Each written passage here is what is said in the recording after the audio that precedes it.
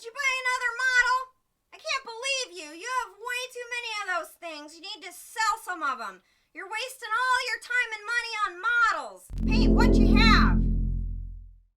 Hello, everybody, and welcome to Model Club TV, episode 13. I don't know. Is that? Wait, I'm backwards. Oh yeah, that is backwards. We need creepy music for this one. Hello, everyone. I hope everyone had a great holiday. New Year's is coming up. We're gonna hopefully have this one up by New Year's Eve. That's the goal. So if you're listening to this, have a great New Year, a safe New Year. And Scott, how was your Christmas? Uneventful. That's good. Yes. Get anything nice? Lots of money. You got money? What do you need money for? A 12-foot ladder. That's good. Yeah. So I need a big ladder to reach a light so I can clean it, and my one window so I can clean it. So Harbor Freight? No, I'm a fat ass, so I can't buy my ladders at Harbor Freight. I'm probably better off buying them somewhere that is safer. Home Depot. Yeah, you're probably right. Yeah, that's good. No Chinese ladders for you. No. Cool. My Christmas was on the road, which we'll talk about a little bit later in our new segment. I'm excited for it, actually. I don't think you seem very excited, and it really hurts my feelings. Oh, I'm sorry. You're totally self-indulgent. New segment? No problem. Go ahead. All right. Okay. You already have control of all the word balloons and everything else. Hey, if you want to come over here and sit with me anytime, we'll do the word balloons. No, I'm not allowed at your house. Remember? Oh, that's right. Oh, yeah. I forgot. You're banned from here still. Jamie. Don't Scott. Jamie. For Christmas, though, we just opened presents today, which is the 29th. For the second time in my life, I got Masters of the Universe action figures for Christmas. I got the new ones that are available only at Walmart. I got. All right, we're done. Yeah. Hey, for me, it was awesome. So what are you gonna do with it? I haven't decided if I'm opening them yet or not. I got He-Man, Skeletor, Evelyn, and Battle Cat. You have a He-Man with a skirt now. It's called She-Man. Okay. And you can get that one too. So. Actually, that's not a bad idea. You should pitch it to him. Yeah. But anyway, that's right. We're here at the end of the year. Like I said in the last episode, we need to think this out better for an end of the year episode and have like a best of list, which I think we will next year. I think for this episode, it is going to be light again. Terry and David, they just made their announcement. What is that? What were you doing? Light. Oh, light. Okay. Terry and David just made a bunch of news broke right when we were about to record, so we're kind of scrambling here. Terry and David did make their announcement about AFM. We're going right into news and reviews, I guess. But we'll talk about that in a second. I'm sure we have an outline that we follow. Yeah, we do have an outline sometimes. We'll move this here and we'll move this here and okay. No, we are. But so a lot of news broke right as we're doing this, but this episode is going to be just kind of a news heavy episode and just our opinion on where things are in the year 2021 in terms of Garage Kit land, and keep it easy and go from there. So anyway, like I said, news and reviews. But before that, our raffle. But so wait, there's more. Actually, there's less. So we have to give away our Biollante figure. I have it with me this time. It's too bad he didn't make it bigger. We could have made a Chia Pet out of it. That's a good idea, actually. So we're giving away this clear 3D printed Biollante to one lucky winner. We had Larry. I hope you do not take offense at this. We only had a couple people send their names in. So I'm trying to look behind me. There we go. Okay. So there we go. By a couple, how many is it? By a couple, I mean a couple.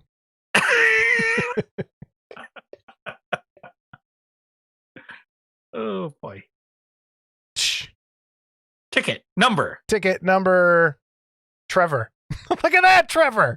Trick it number Trevor. Ticket Trevor. Trevor. Ticket Yay, number Trevor. 387012. There was only one other one, so maybe it was the timing. Who knows? But Trevor, we'll get this out to you. I'll email you in a bit. Yeah, I may have his address somewhere too. So that's over with. So that Biolente, thank you, Larry Brackney. Please check him out on Instagram, Hypergeos. He does some cool stuff, and we love Larry. So Larry's a great guy. Thank you again, Larry. yeah, thanks for the support. We really do appreciate that. All right, so here we are. We had a technical difficulty. Scott had to turn his lights on because we were having focus issues. Anyway, news and reviews. One of these days, I'm going to make the intro to this. News and reviews. Terry and David just made their announcement for AFM, the future of AFM, which is why we were going to have them on, and still are. The plan is still in the works to have them on to talk about the future of the magazine. They were supposed to be here today. And again, there was a bombing in Nashville, which kind of knocked David off the internet for a while.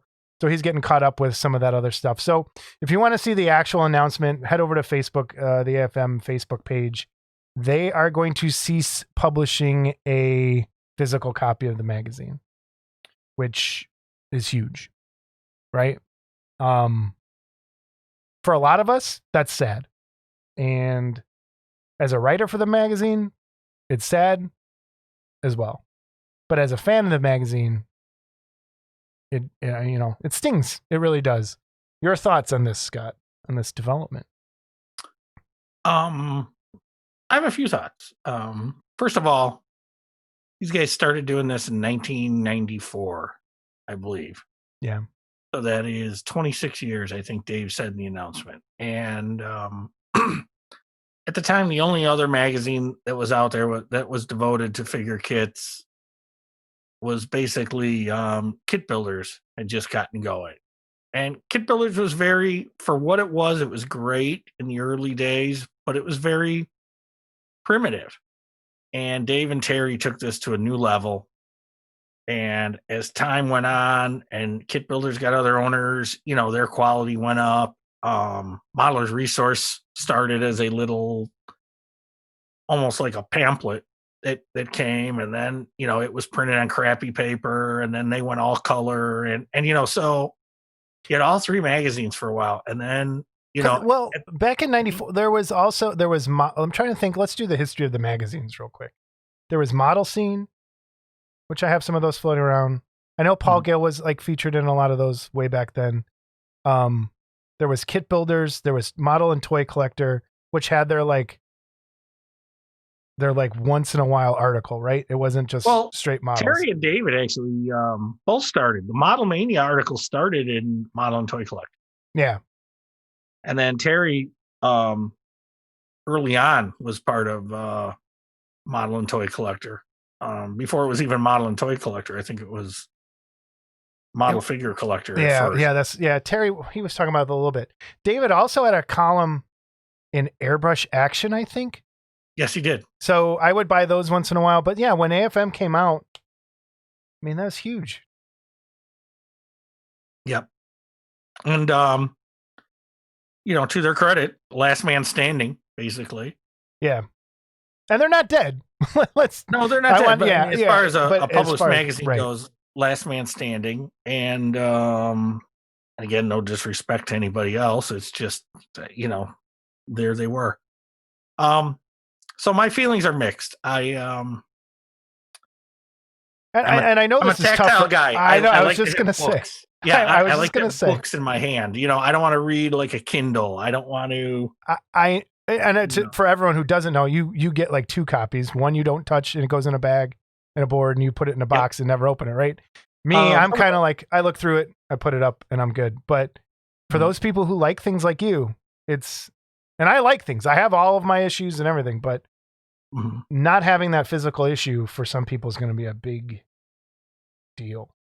It is, but as time has gone by, I've read comics on the computer. I've actually downloaded all the AFMs that you can buy in the PDF form. So I do have all of them so far. Dave would get off his ass and finish it. Well, that's what and I don't want to like kidding, Dave. Dave, it's a joke. And I don't want to get into a lot of that still, but right. There's a reason he was going to explain to us. There's a reason, like some of that data is corrupted. They're having trouble. Like they're going to have to scan things. So read the announcement. It's a huge thing. As a writer for the magazine, I don't think much will change for me. Although it might be more work now because Terry mentioned to me something about doing video clips for him, but I'm like, oh, like what? Which I have no problem. But for my side of it, I don't know if everyone knows this. And we don't get paid as writers. It was always done kind of as for the fun of it and for the love of the hobby kind of thing. We did get a free ad in each magazine, and we would get the kit to paint sometimes, or the kit that we got to review. But for the last few issues, people haven't been sending things in. They have nothing to give us for reviews. They have nothing for us to paint. Like for this issue right now, I'm painting a kit out of my collection. I've done that multiple times, and I mean, I don't have a problem doing that at all. But it's a labor of love for the writers as much as it is for the editors, I think, because they're not getting rich off doing this magazine. That's for sure. So it's an end of an era for sure. And yeah, like you said, last man standing. It's tough. It's been a tough year. A lot of stuff. Well, we'll see what they have in store for us. There are a lot of possibilities, you know. Who knows? Maybe someday they'll go back into print, or they'll print a best of, or a farewell issue. Idea. Who knows? You know. Yeah. I kind of like the way Spectrum magazine goes, where it has all those. It's like a eye candy book. That'd be kind of cool if they did one of those every once in a while, of just kits from each issue in a collected thing. Who knows? But yeah, we'll talk more about it when we get them on. Hopefully next month, when things kind of settle down from the holiday. Now, and that being said, you know, you talk about collectors like me. There's a part of me, certainly I'm not glad, but it's like, okay, cool. No more room to take up with magazines now. And this is what I learned with comic books, is that my comic collection started to be boxes and boxes and boxes of comic books. And I think I've got 2 boxes full of comic model, or not comic model magazines. Models Resource. I think I have all of them except for the first 3. All the kit builders I have, all the AFMs I have. It takes up a lot of space, and it's heavy. Moving sucks. It is heavy. I was just moving books around upstairs today. Like I'm out of space for books. So it is heavy. And then, like, you know, so for now, I'm gonna see if I can turn this. That bookcase right there with all those similar books, that's my comic collection. And those are the Marvel Masterworks that you know, it's I had most of those comics, and it's you know, I would never fit all those comics in that little space. So yeah, bought comics to read them, and that's why I went that route and sold all my comics. I got rid of a bunch of mine too recently. And you know, and but you know, again, I like the AFM. The AFM is a nice take it into the crapper magazine sometimes, and you know, whatever. Okay, so I just thought about things. Oh God, help! What's that about me and the crapper reading AFM? Yeah. Okay. Wiping my walker. Yeah. Okay. Anyway. God, I hate you. All right. So. Yeah. Had to do something with that, Spike. Oh. So. All right. So, moving on. Well, yeah, like I said, we're gonna have Terry and David on again. I'm sorry they're not here again. I've screwed up as a talent booking agent. Scott is the master. We'll go from there. In bigger news, even bigger news, Scott, you have been reinstated at the Clubhouse. I was. I am shocked. It was a Christmas miracle.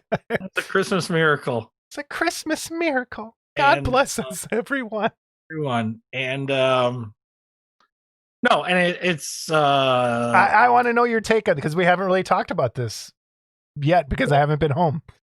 so my take on it is, I talked to them a little bit about it, Trevor and stuff, and mentioned it to him and a few others. And it would just be nice to be able to reply to the comments we get on this.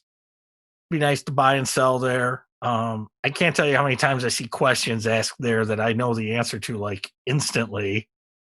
And I have to wait till someone that knows the answers, and it just makes me crazy. So, I want to help.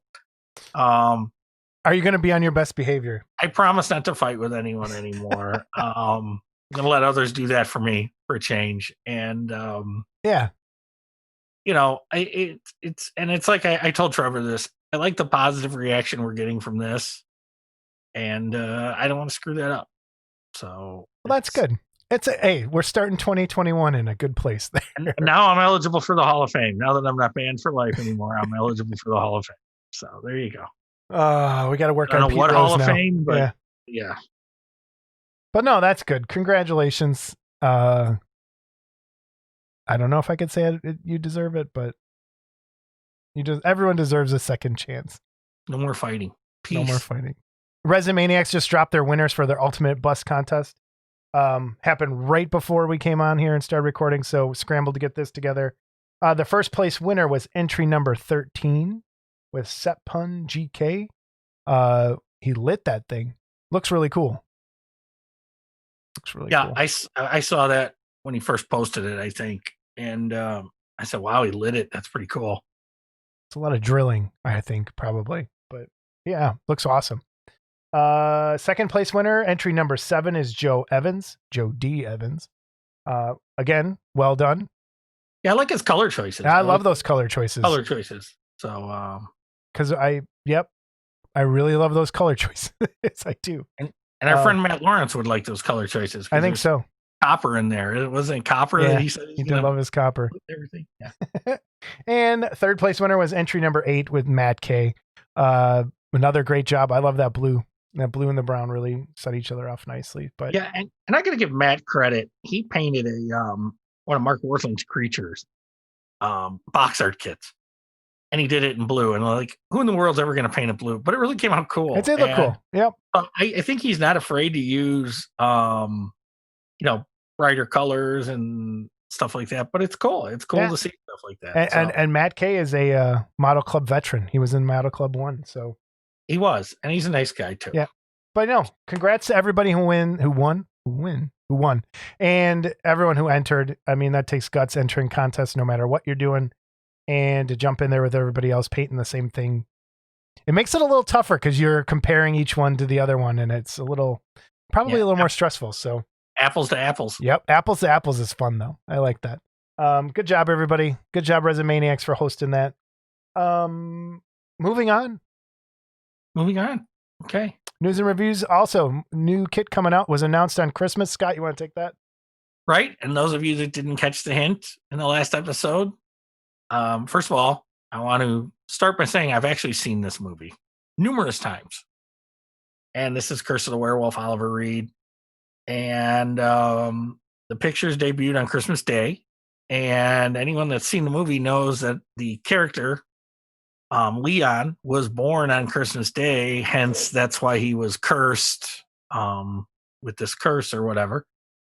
And this is like a 2-bust piece, and it's actually his mother, which I don't think the werewolf ever actually sees the mother, but in the promotional posters and stuff, she was in it. Years ago, AFM did a kit where the werewolf was holding a girl, and it was actually the mother, not the girlfriend. But it's so it's part of the way it was promoted, I believe. But she's very busty. She's a busty bust, and so it's a nice 2-figure thing. And I don't know. I haven't talked to Paul. Busty mothers. He's going to sell these separately as well. I like the bell in the werewolf base. Yeah, it looks nice. And again, if you've seen the movie like I have, the significance of the bell. And Yeah, I like to brag. When I've seen a movie, I like to brag. So all right, nice. So anyway, yeah, nice piece. Little different take that you normally see too. I don't know. It's like a little different expression than you normally see when you see this character, but it's cool. So Paul Gill again, figure model kits, Jaeger Army. Check it out. And okay, next. I don't know the details on that price wise or anything, or if he sells them separate. So you have to get with him on that. Also coming out that we saw another. Again, we're turning into Jeff Yeager. Yeah. Promote. What do we? I don't know. Or the Jaeger channel, the Jaeger Army channel, I guess. Jaeger Club. The Beast from 20,000 Fathoms. Mm-hmm. Looks really What cool. do you call that beast, Jason?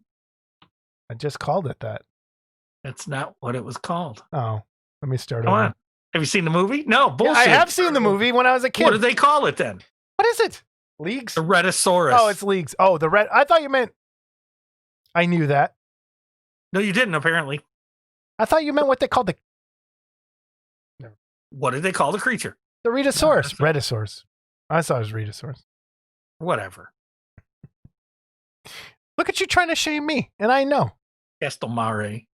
So, but no, that looks like the thing, right? No, it looks like the Redisaurus. Yeah. The thing was a different movie, which I haven't seen. But oh man, we should. So anyway, I'm not sure the scale of this. Was it? No, I didn't see it either. But I'm guessing this. That's my scale. When I looked at it, I'm like, okay. This is a new scale. Jason's head scale. That's my head scale. Yes, I'm thinking it's like the size of my head. I have a large head, actually, but I was thinking about softball size. But hopefully I'm wrong and it's a little bigger. Although, smaller the better for me these days. Little brain. Okay. It looks cool. I like that a lot. It looks just like the puppet. A great Harryhausen creature, for sure. Yeah.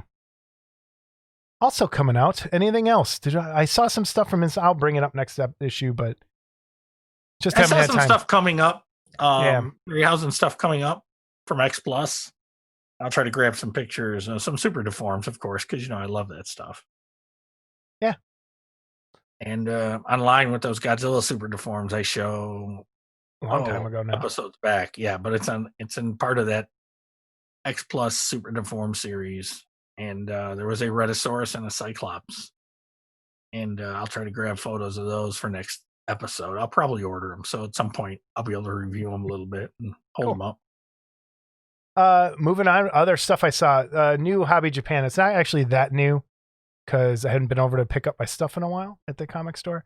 And they kind of come when they show up. But this is issue 6 of the New Hobby Japan. And I just really, really, really, really liked. I had never seen a Gundam weathered that well in a long time. And I just wanted to share it. It looks awesome. And then the inside of the magazine part of it, just he does a lot of it with sponges and markers. Like not even like the Gundam like panel line markers, but like these fat tipped markers. But that's the one thing I saw that I love the paint job on that thing this time. So that's a Gundam. Yeah. Wait. I would have bet on a Transformer, but that's just me.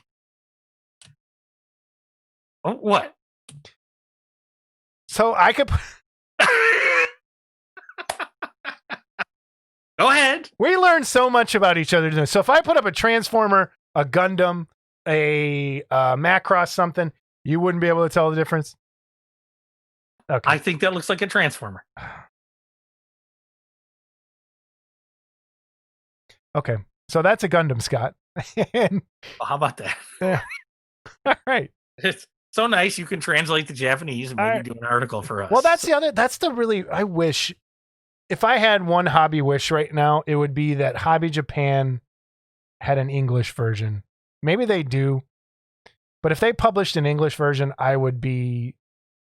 there's so much cool information in there and I have no idea what it's saying. And it's got amazing pictures. The magazine is published on cool glossy paper. It's just a beautiful magazine and I never know what they're saying. And it's just all on pictures.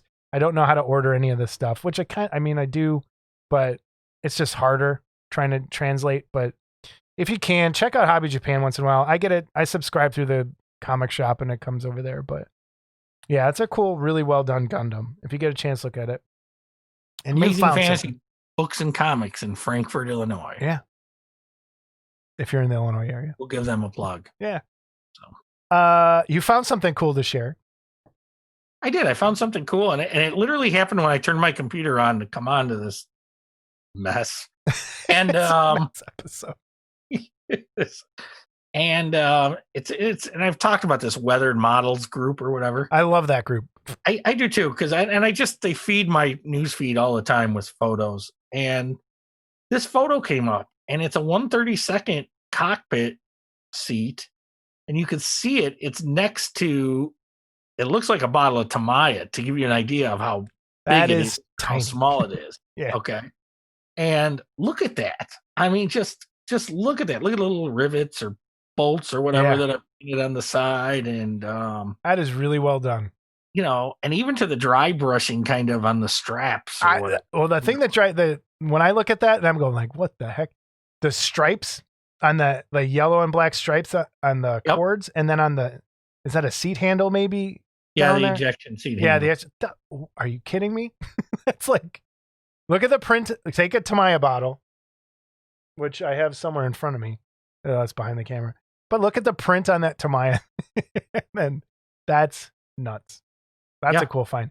That's another one. If you're on again, we were talking about Facebook groups a little bit. Weathered Models is beautiful. There is so much cool stuff on there, and just to be inspired by actually really good modeling. And it's a great group. If you haven't found it yet, get on there. Check it out on Facebook, Weathered Models. But that's it, I think, for news and reviews. We got anything else?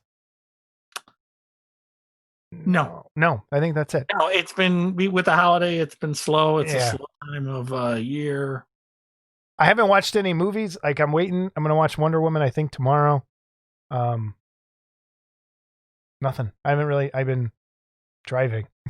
So, which brings us to the Workbench.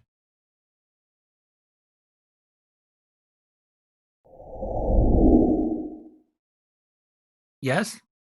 You make anything? Do anything? Okay. So what I'm working on still is my FM article, and it's still sloth. I've gotten a little further. Putting up a picture here, just kind of some stuff I've done. The one thing I'm worried about right now is I ordered from Green Stuff World in the UK. I think they're located in the UK. Some of that UV resin. I ordered it on November 23rd, and it still hasn't shown up yet. And it is now winter, and I don't want resin sitting in the cold. And I have a feeling it's somewhere getting ruined. And I thought it would get here a little bit sooner than it did. But that's what I'm working on. I'm waiting for that. And still just building miniatures and working on sloth. That's it. That's my workbench. It's slow. Like a sloth on sloth. I am like a sloth on sloth. Sloth on sloth. Sloth on sloth action. What a great title for the argument. For the article. Yeah, I think maybe I will. Other than that, your first online article. Yeah, which is weird. If I get in, maybe I'll be late and not turn in. Well, yeah, sure you will. Yeah. All right. This brings us to our new segment. I've had an idea for this segment in a while, and it is going to be called Hobbyist What? Oh, I haven't told you yet, but I made an intro, and I'm putting it here. Oh, well, maybe you should have told me that. I would have shut up.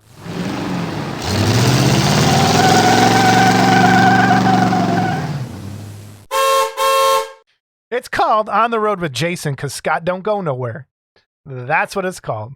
Wait, is it called all of that or just On the Road with Jason? No, it's called all that. Okay. And they would have saw the animation about 2 seconds ago. So what I've done for the last week is I drove from here in Chicago to Texarkana, to Dallas, to Austin, to Houston, to Memphis, and back. And a lot of those times, like a lot of people, like a lot of us, I like to do when I go places, I take my phone out and put in hobby store and try and visit some places on the road. And I just wanted to share some things that I found while I was there. The big selling point for me on this trip, we went to see a friend of mine in Austin, and I'm going to give him a plug. If you ever need a Airbnb and you want to stay in Austin, Austin Eco Ranch. My friend's place is gorgeous. There's 3 places there. Check it out. You can look it up online on Airbnb, Austin Eco Ranch. But that's where we stayed just with my friend. But before that, up in Grapevine, Texas, is the Warhammer flagship store for the country. Not the world's biggest, but the United States' biggest Warhammer store. And I'm just going to show you some pictures of there. The cool thing about that store is a hobby bar built in, not hobby bar, but a coffee bar built into the hobby area. So you can buy, and it's all like named after characters and things in Warhammer land. And they have a gaming area. But the cool thing about that store is, for those of you who don't know, and again, this is a Garage Kit podcast, not a Warhammer miniature one, but I'd like to kind of mix the two. There's an offshoot of Games Workshop Citadel Miniatures called Forge World, and it's all resin cast.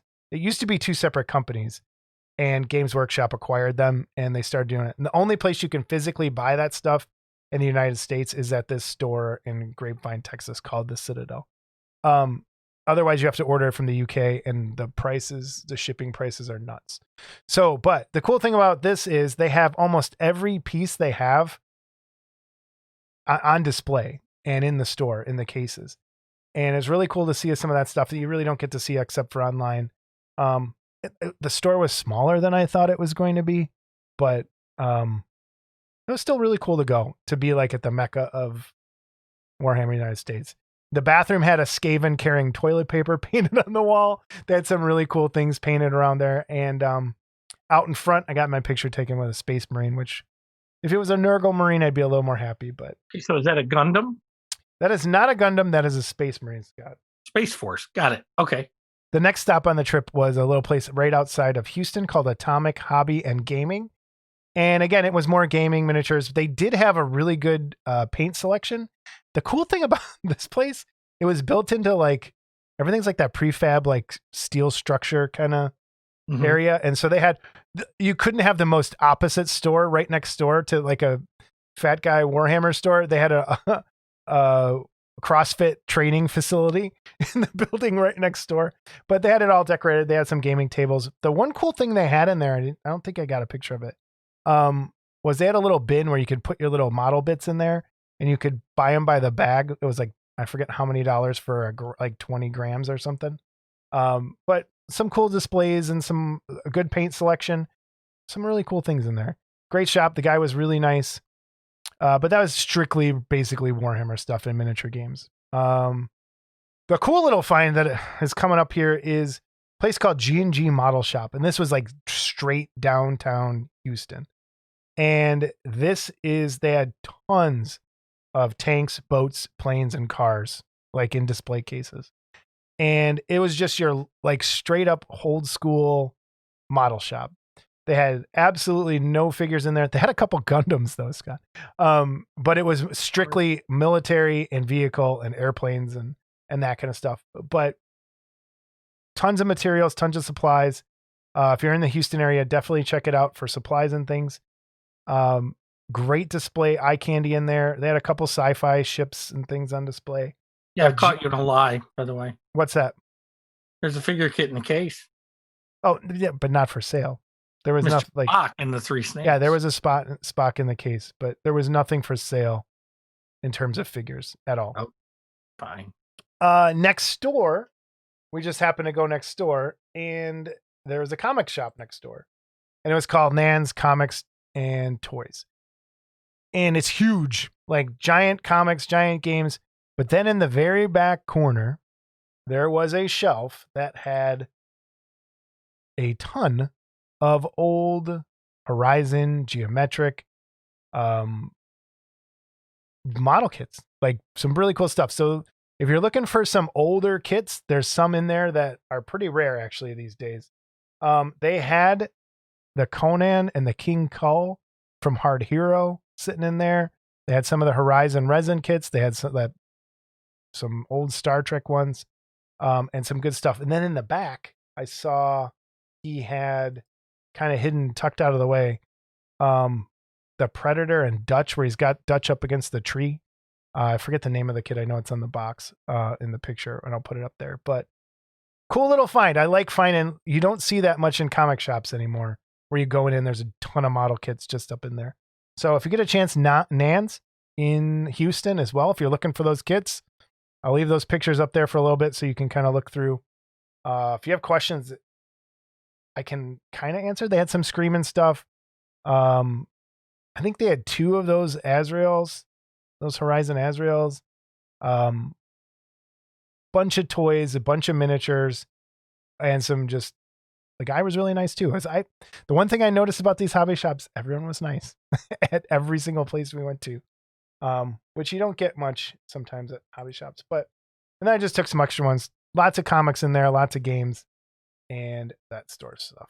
So I'm just, I'm a tad jealous just because you mentioned the Hard Hero Conan. Yeah. And I searched for that for years. I finally bought one. Did you? And it was available as a pre-paint and a regular. So was the Red Sonja, so was the King Call, I think. And I had the Red Sonja as a pre-paint, and at Wonderfest one year, a guy had the kit for like $100. And at the time, the pre-paint had soared in price. So like I made like a huge profit on the pre-paint, and I still have the kit, which is cool. Of course, it'll never get painted, so now I don't have it anymore. But so the Conan was one that I wanted. Now, the good story about that is I was helping my good friend Ed Baukley at the time at his table. And it was right when Wonderfest opened. It was the early bird or whatever. So I was always there at the table to help out. And somebody says to me, they said, "Hey, can I have that Conan? How much has he got on that Conan?" And I turn around and it's the Hard Hero Conan. And I think he had it for $100 or something, 120. I don't know. And I look at it, I go, "Oh shit." I go, "That one?" And he goes, "Yeah." And I go, I think it was 125. And he says, "Yeah, I'll take it." And I sold it to him, and I looked at Baukley, and I'm like, "Why didn't you tell me you had that?" And he goes, "Well, I didn't know you wanted it." So, yeah, I had to sell it. And, you know, I helped him set up, and I never saw it, but I would have bought it. But I did eventually get it. That, So. honestly, that's a regret for me, too. I kind of wanted it back then. I kind of wanted it the other day. And I just, being out later, I was like, I need the money for the trip. And I wish I kind of picked it up. Well, I see it hiding now. I didn't see it in the Yeah, photos. it's there. I don't have a picture of it because it was kind of, and there was these 2 guys that were just like trading cards in front of that shelf the entire time I was in there. And I didn't want to get too close to them. I had the King Kull and sold that. I have the Red Sonja that I painted and built. I had the snake. What was the guy holding the snake? Pit. The snake pit. I had that and sold it. The Conan is the one I never had that one. So yeah. So then we made it to Memphis and spent the night and went and drove past Graceland. I'm about to piss off people. Here we go. Here it comes. Did you go to Graceland? I did not go to Graceland. I drove past it because I couldn't give a shit about Elvis. Honestly. Wow. Overrated? Yes. No, he's not overrated. He's just not my wait. He's not overrated, but the Beatles are. And the Beatles aren't overrated either. What you said. Okay, and you beeped it out, you bastard. And you know you beeped it out. I am not an Elvis fan, but I did want to. Everyone's like, you should go to Graceland. And I didn't want to go there, so I drove past it. There's a plane out front. That's all I could see. And then everything else looks like it's encased in other buildings. But I did get to see the One True King's bar, which was, I took a picture out in front of there. It's Jerry the King Lawler. He has a bar on Beale Street from wrestling. The One True King. The One True King. One True King. Okay. I was going to say, I didn't know King Kong had a bar, but. But I thought that was cool. I didn't know that. So I was more impressed with that than I was with Graceland. And we'll see. You know. Anyway, that was my trip. Was on the road with Jason because Scott don't go nowhere. Any other questions, Scott? No. Was Jerry Lawler the one that hit Andy Kaufman and Letterman and all that? Yeah. Was that? Yep. Yep. And had a heart attack live on Raw a couple years back and almost died live on TV. But they resuscitated him in front of everyone. But he's still kicking. Last a mouth, and Yeah. he was right back to normal. But anyway, that was my trip. There's some cool stuff. If you get a chance, that Nan's, get down there. There's some gems hidden in there if you're looking for some stuff. I wonder if they got a website. Do they have a website? Or I don't know. I haven't even looked. This was just, I unloaded everything today, really, from my phone, and I was going to check. But that's it. Anyway, the topic for this episode, and we'll keep it brief. I want to touch on something about Scott not going anywhere. Let's talk about when Scott did go somewhere with you, and you rolled the window up on him. So I couldn't say anything to the asshole that threw fucking garbage out. Fucking middle of the. This is why you don't go anywhere, so you don't get okay. So I did get a speeding ticket, by the way, in Texas. Yeah, that's right. You did get Buford T. Justice pulled over. Yeah. Jason. Buford T. Justice got me in all places. Guess what the name of the county was? Walker County, Texas. Boy, I'm gonna barbecue your ass in molasses. I don't care what your name is, dude. It sounded just like that, and I wasn't even going fast. And it was a joke. It was a speed trap.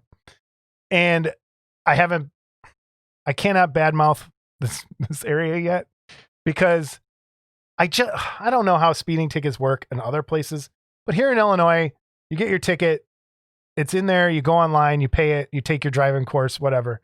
I called yesterday and they don't even have it in the system yet. She's like, call back in a couple days to get it in. I'm like, I want to pay this ticket. I want to so I don't even know what's going on. Anyway, yeah, that sucked. I can hear him now. That's a nice beard, boy. Don't wear him like that around here. No, he was, oh man, I can't even, he was straight just business transaction. You were going 72 into 60, and then as we pull away, I see the 70-mile-an-hour sign. I'm like, and he's just like, Harry, call this number, do this, this, and this. Have a great day. Roll that window up so you don't get cold. And I'm like, what? See ya. It was, yeah. Anyway. It's better than, have you ever been pulled over in Wisconsin?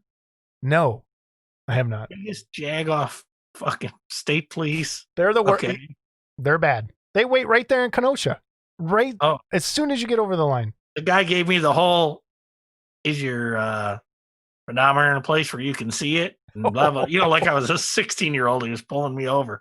And he ended up only giving me a warning, and he was such a jag-off. I would have rather he just gave me a ticket and let me go. Okay. So I have a friend who's a state police here, and so I've never dropped his name. I did once after I got the ticket. I was like, he's like, oh yeah, that would have worked. I'm like, dang it, should have used it.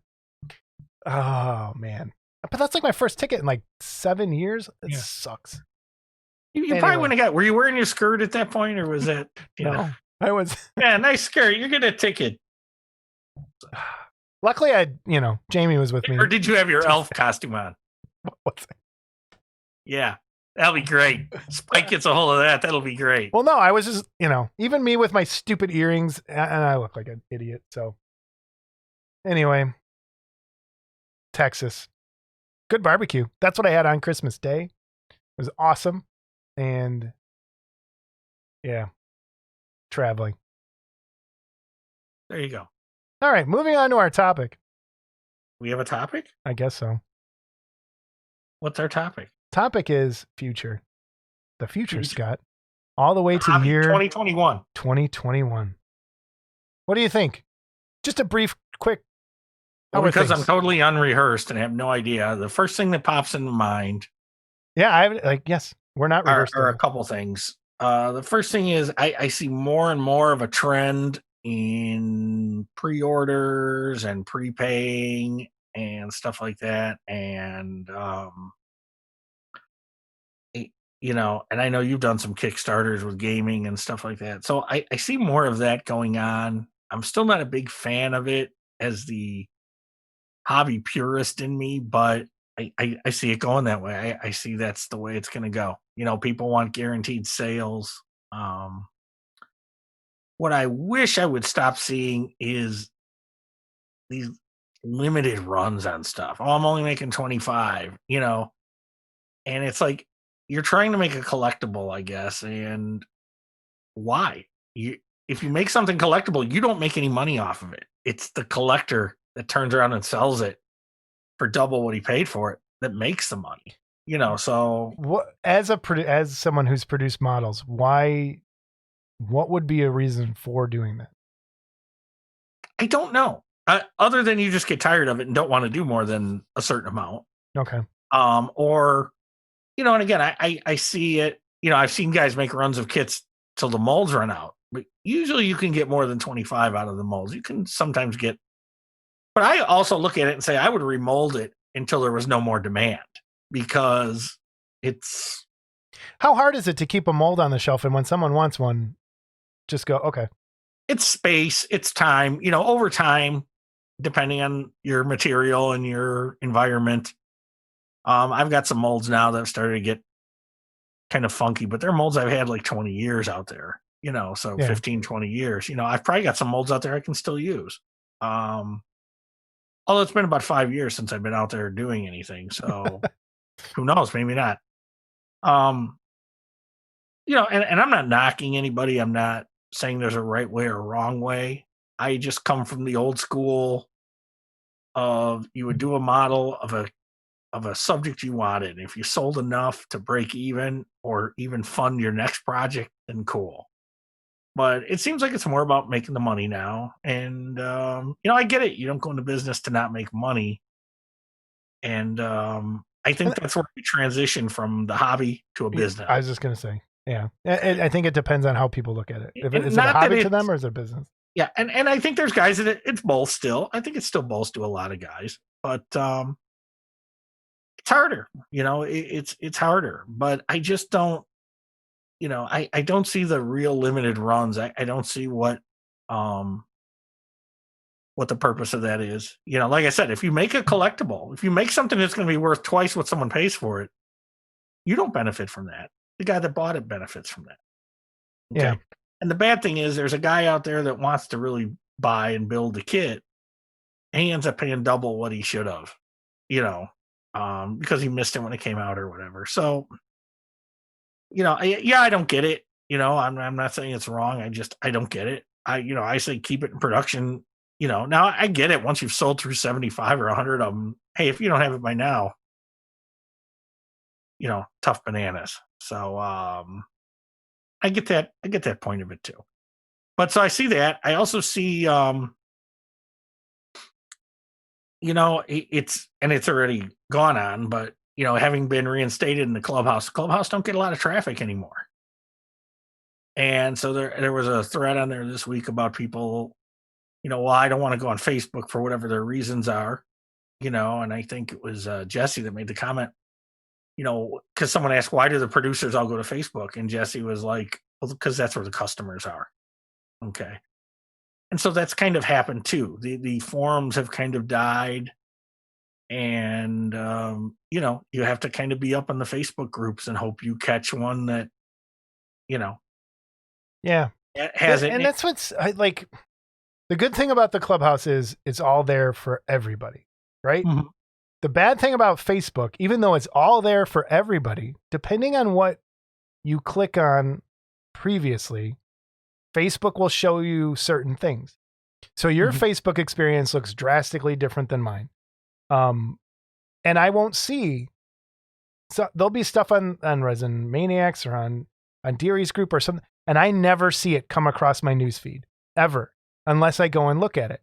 There's times where I don't see Garage Kit related stuff ever, even though I'm in those groups, which if there was a way to fix that, maybe there is, maybe there's a setting, you just go show all things from that group or something. But a lot of times I don't see that stuff. And I think that's a huge disadvantage sometimes, because when I'm looking at Facebook, it's quick, usually, like, and if I don't see something, like I see a lot of the miniature stuff, I see a lot of the bus stuff that I like. But I don't see a lot of Garage Kit stuff, even though I'm in those groups, and I don't understand it. Yeah. And I miss Buck's site still, because it was a nice spot to go. And sometimes, and again, I consider myself pretty up on things, even still, as far as what's coming out, what's out there. And I would go on Bucksite, and then once in a while you'd catch something and say, "No, I didn't see that," and Right. you'd be able to do that. So you don't have that anymore. You talked about that garage kit. Mm-hmm. What is it? Compendium. Yeah. And so I did join that, and I like what they're doing there, but I wish there was a way they could go in and create galleries. And I don't know if they could do it by producer. I don't know if they could do it by character, because to search through all that stuff, unless you type it exact, it's going to be hard to search through. But again, I'm sure they're tweaking that and trying to figure that out too. But it's kind of cool to see some of the old kits pop up there, and grab those photos actually from my inventory, so I don't have to open boxes and take them myself. So I see, and the other place I see this going, and there's some guys out there that are concerned about scanning and printing, like kind of recasting. And I just don't, to get a decent scan and a decent print. And I don't know. I think if you're going through that much trouble, Jesus, pay the $70 for the bust and be done. Yeah. My side of that is, I think that's kind of what I like. That's where I see it going. I hate to tell, when you're doing larger scale stuff, you're always going to need the guy that goes out there and buys the money to do the molds and do the stuff. But anything quarter scale and down, you're done. You're as a model kit producer, you don't have much time left, in my opinion. And you're going to have to get in the business of selling STL files for people to print on their own. Because if I could just get a file of a sculptor, because the sculptor has all the cards now, and they could just make sculpt in a computer, sell you the file for $15, and you print it on your own for $50 to $100 or whatever it ends up being, whatever it costs you for the resin. That's where it's headed. And they're not going to need model kit producers anymore.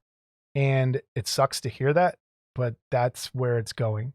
And I see it more and more of model guys and I'm one of them. I have my eye on what I want to get, of people who've picked up printers.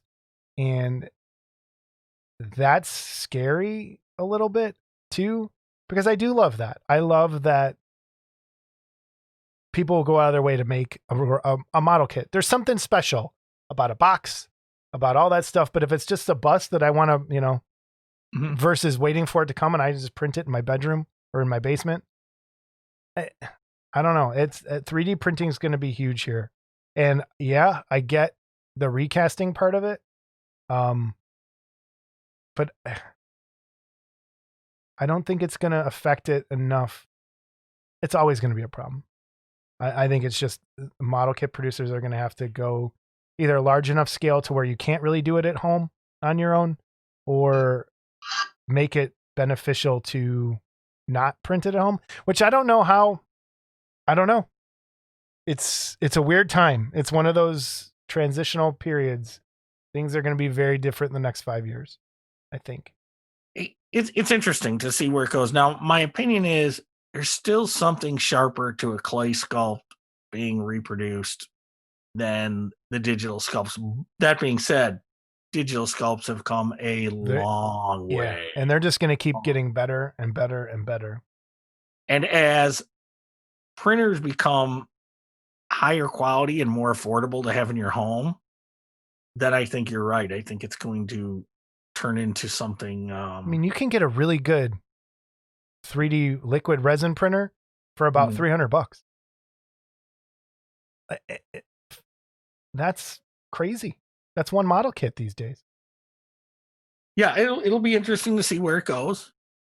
And I think it's too, I'm sure there's guys that can do both. Like there's Tony Cipriano can sculpt in clay, and he's become really good digitally, So I think there's guys that can do both, but I think you're still going to have the guys that can do one or the other.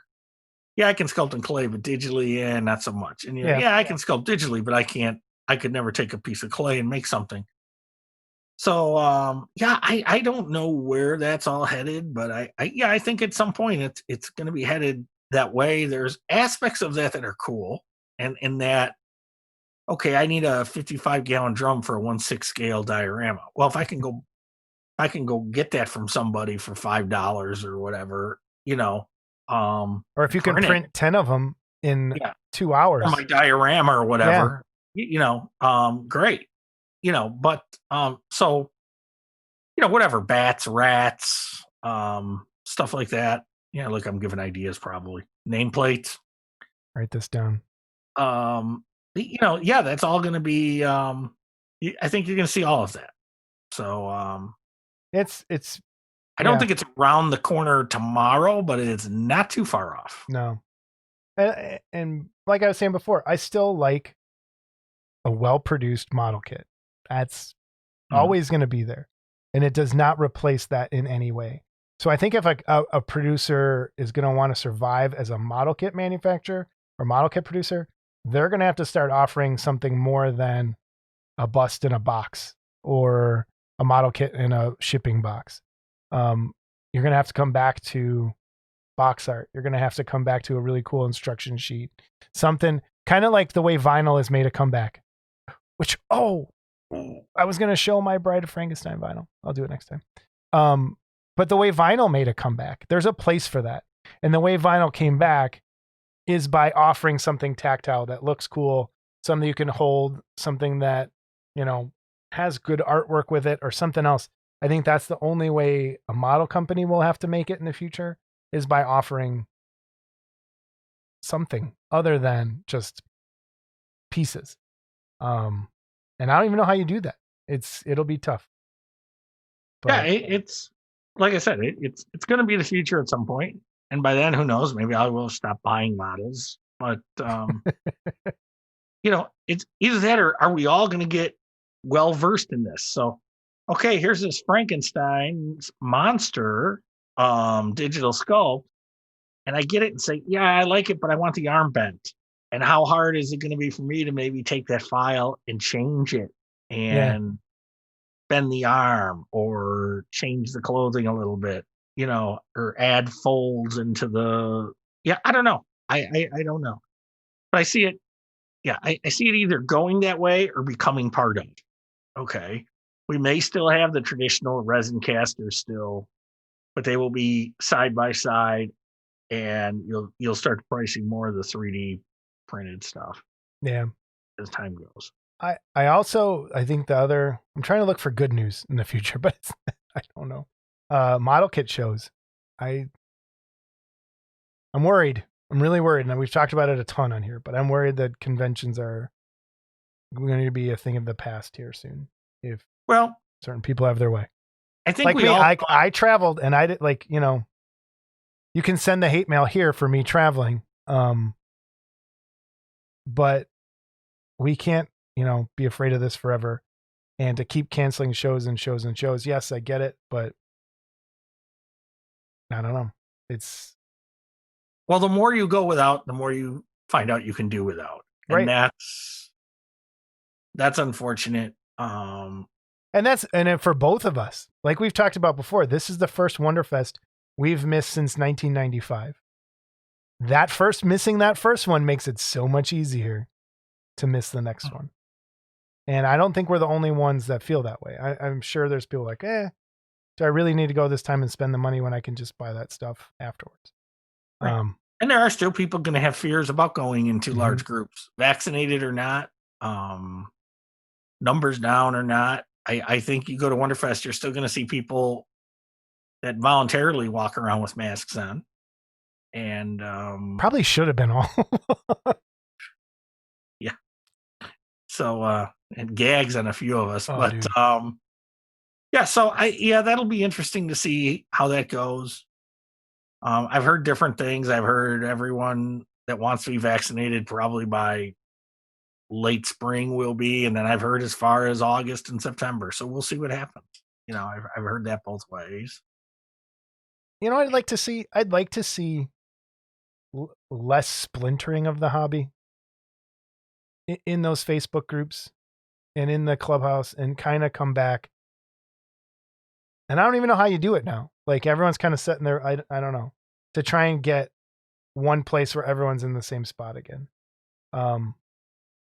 You had Gremlins way back when. You had Clubhouse for the long time where everyone went. And then Facebook just kind of scattered it to the winds. And I'd like to see, and I don't think it ever will, but I don't know, 2021, I don't think the hobby's dying by any means. I just think it's going to change. And well, yeah, it's going to start with the AFM thing and it's going to change. I keep hoping that the guys that do the busts, which there are a lot of now, could kind of breach into that Gen Con kind of thing, you know, or the thing we went to, the military thing, where a lot of busts are in there. Yeah. Okay.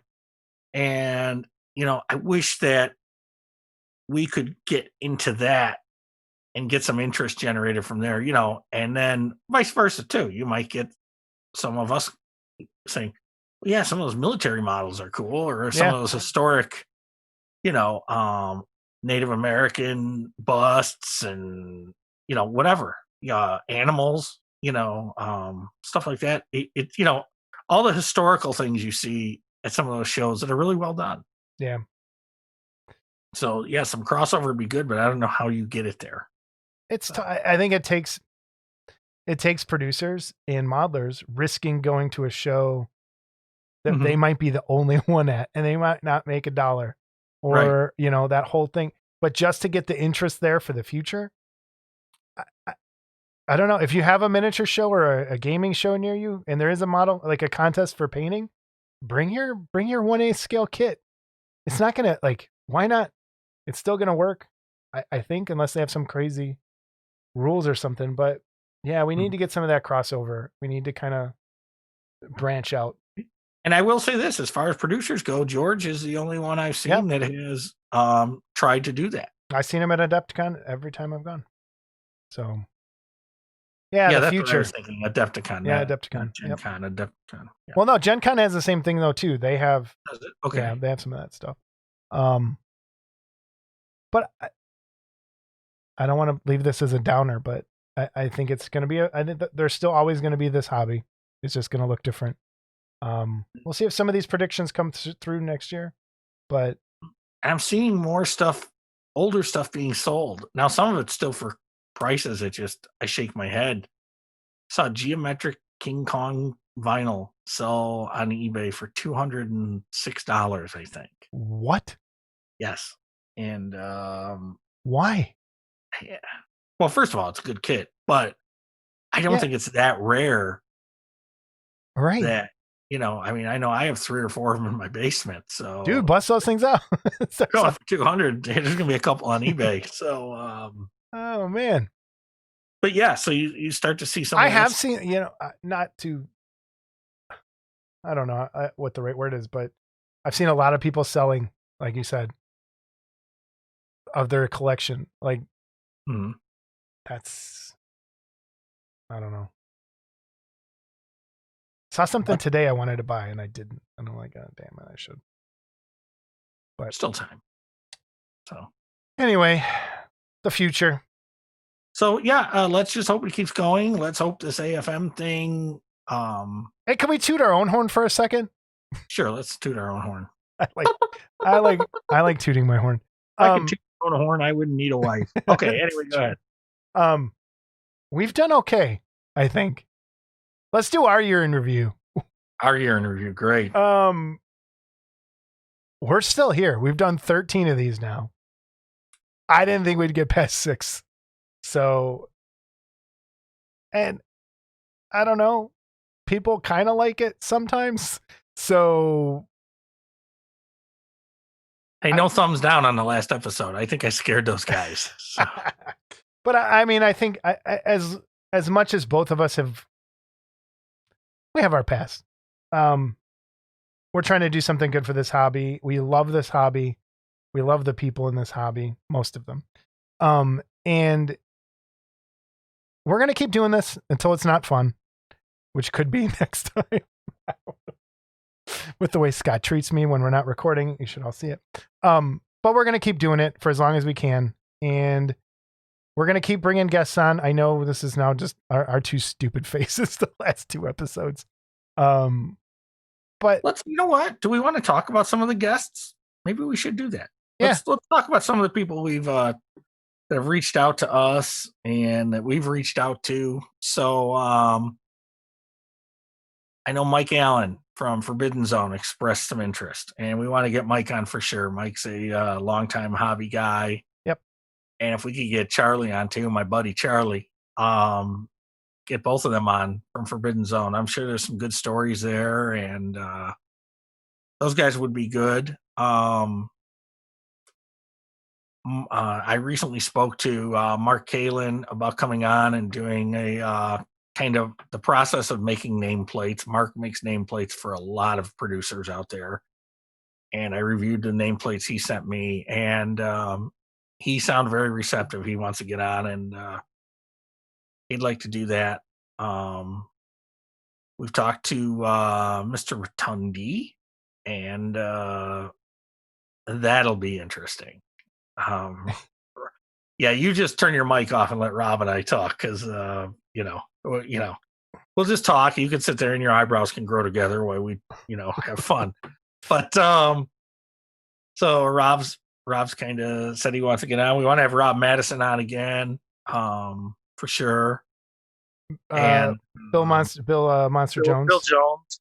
Yeah, I know he sent you a letter. You're gonna talk about. The other day. And Bill's been around a long time, and one thing about Bill's stuff is, and I used to tell Steve this, I would look at Bill's kits and I would say, Bill never buys quote unquote shit. Okay. Bill always bought good shit. Okay. The expensive Godzilla kits, the Janus. Bill always bought good shit. And I kind of always buy good shit, but I have some shit too. Okay. I'm not going to lie. I've got some shit, but Bill always just bought what I would call really good stuff, Terry and David, obviously, if you could ever get them to come on. So yeah, there's a lot of folks out there. And I have my dream list in my head still that I'm going to reach out to a couple people. Yeah, sure you are. If you're listening, Dennis Bohm from Gremlins in the Garage, you will be getting an email from me. I want to get him on there, and I want to have Sam Greenwell and a couple of those old guys that I really appreciated when I first got into this, because those are kids that I liked painting. John Dennett, we talked about. If John would be willing to come on, we'd like to have John on. So right there, that puts us through the end of the year. And yeah, and there's a lot of guys. It's tough, and to try and get everybody on, and also scheduling is weird. What's his name? That other guy whose name we mispronounce all the time. T-Rock. Robert T-Rock. Like to get him on too. I like to get that bastard Spike on too with his anybody, by the way, that is on the Clubhouse but doesn't go there anymore. There's a Model Club TV thread in the garage, and Spike has been doing amazing things. Spike has been doing amazing things, helping promote us, and then just kind of busting our balls, and it's just a lot of fun to read. I love it. And so check that out for sure. And who's that other guy we want to get on? He used to be president of the fan club, Charlie Robson. Yeah, if he could put the kid down for like 30 minutes and beyond, that would be great. Just put him in a box, close the lid, you're good. In a box, yeah. Poke holes so you can breathe. They can hold their breath for a while. Get emails for that. Yeah, there you go. But so yeah, that's the future. I never thought we'd be doing this, and I'm happy we are. It's good to know you, Scott. I'm glad you're here with me. Yeah, it's the end of all things. Just so everybody knows too, it's much nicer when there's a guest, because tonight Jason said, well, "How about 7:00?" And I go, "That's great." And it was like I'm sitting here twiddling my thumbs, waiting for him to get ready. Wait, I got to go take a picture. Wait, I got to do this. Wait, I got to do this. I go, does 7:00 mean anything to you? Okay. So when we have guests, he's a little more punctual and ready. All right. So I'll give you that. Okay. And it's but I also like freeballing it. So I like just going. We saw that in the last episode. Remember? We saw that. So, but no, I like if it were me and we could just put pull pictures up as we go, I like the live feeling of that more than the plan. So That's kind of what I'd like to capture on these. People might hate these up. And what was up with 700 views? We're trying to figure out. And then it dropped down to 500. We don't know what that's and about. I still don't think 500's right, honestly. No, honestly. It took us if like that 3 is weeks. correct. Yeah.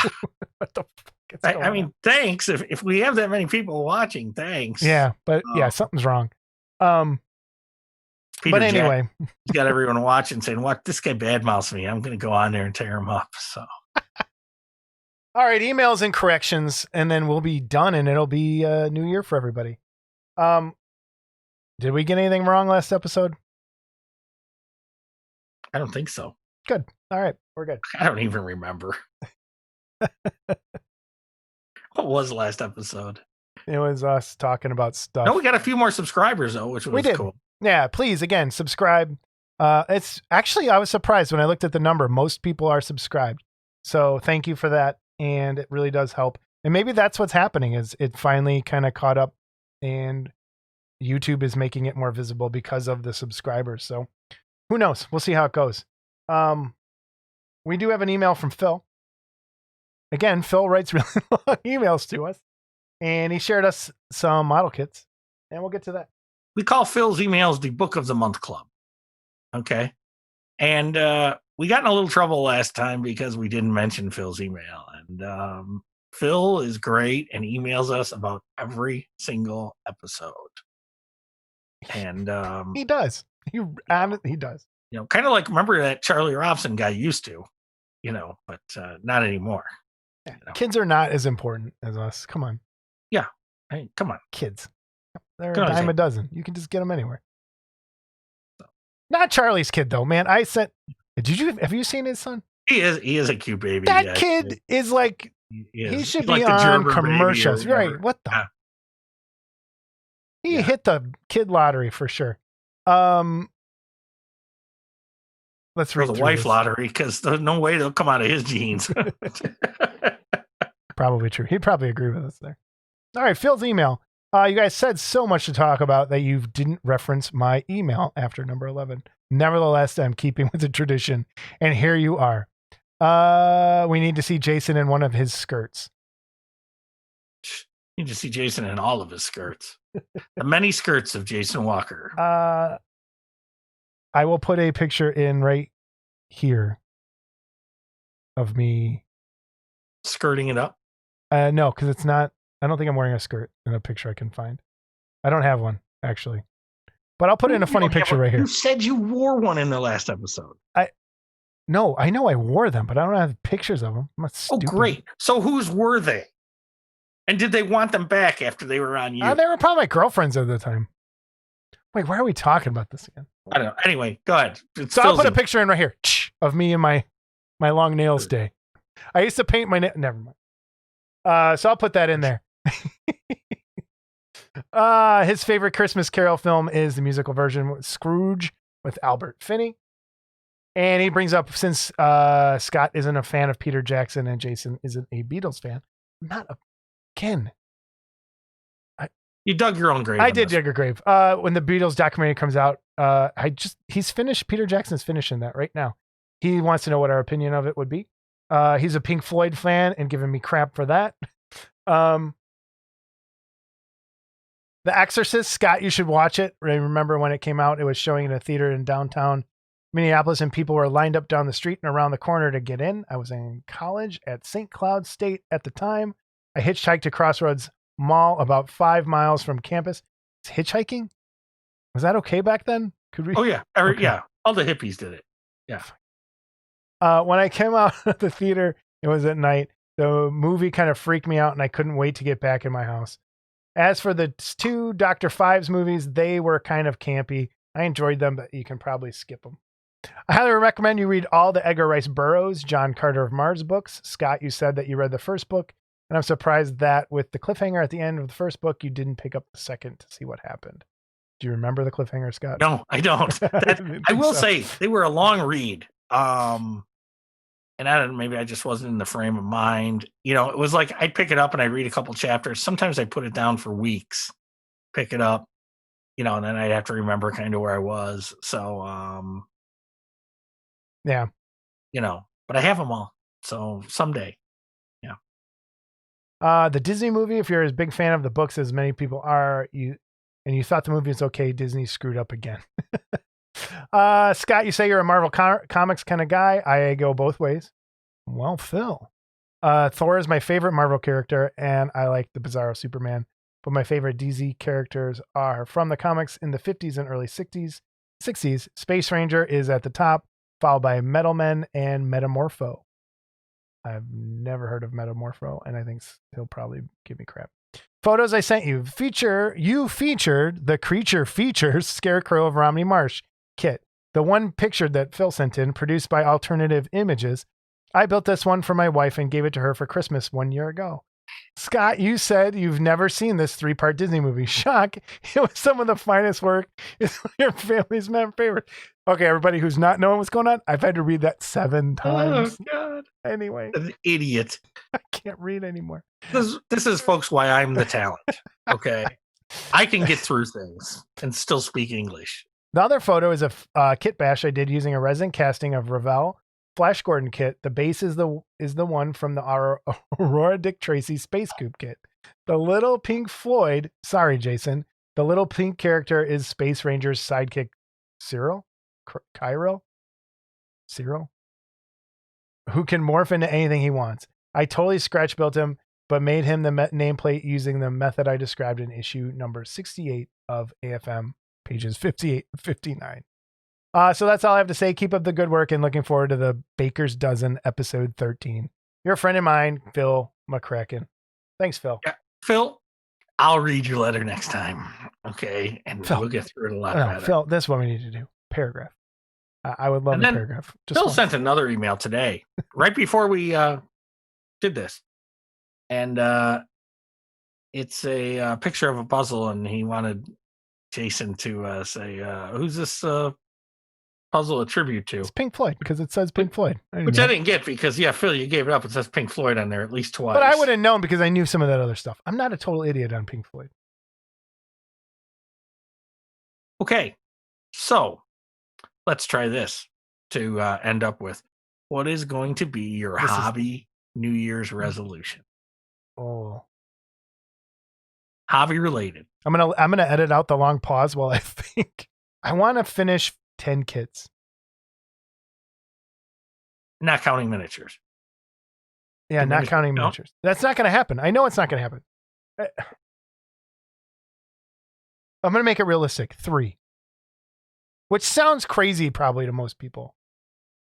But between this now and 3 kits a year for me seems like a tall order. Yeah, I want to finish 3 model kits. All right. That are for me. Like, because that's what happens. Something comes in for AFM, something comes in for someone else, or I have to do something. Someone says, hey, can you make this?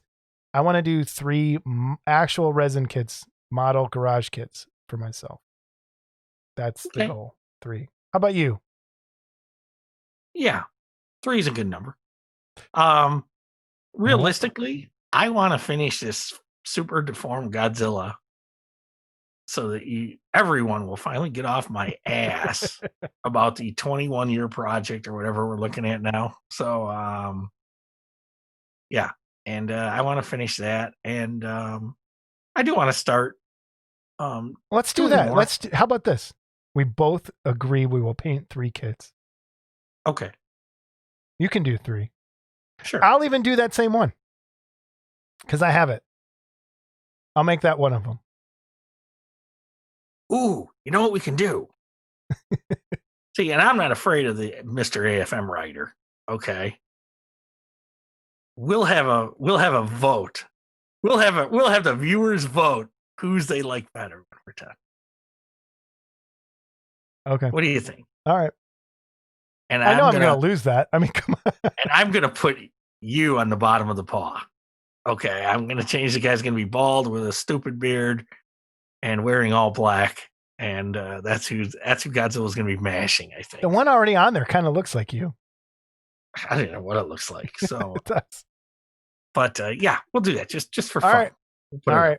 And I mean, I wouldn't want to be Mr. Big Shot AFM pro painter and lose to me.